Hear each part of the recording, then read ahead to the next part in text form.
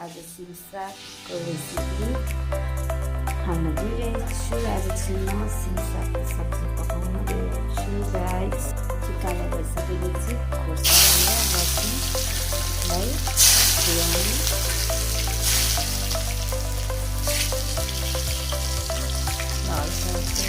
हल्का चलाउनु। खोर्सानी लगाइसकेपछि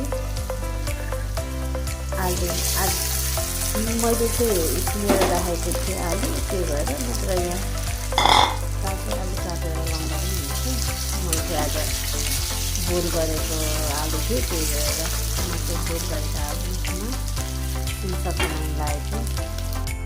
आलु हल्का फ्राई भइसकेपछि यहाँ टमाटर लगाउनु, टमाटर लगाएर लसुन चलाएर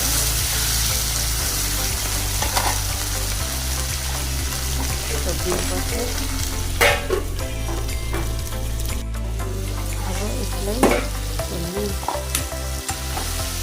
टमाटर मजाले हाल्छ गलिसकेको रहेछ। अब यतिको गलिसकेपछि हामीले सिमसाग लाउनु पर्ने हुन्छ।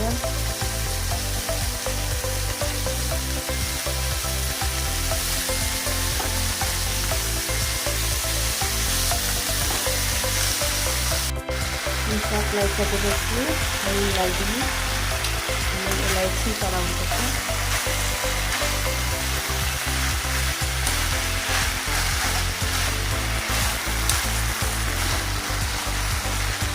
चलाइसकेपछि यसलाई एकछिनको लागि छोडिदिनुपर्छ। सिमसाग यतिको भइसक्यो। अब खानुको लागि पकाउँछ।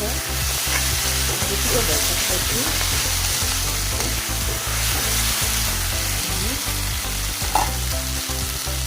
रेडी भयो।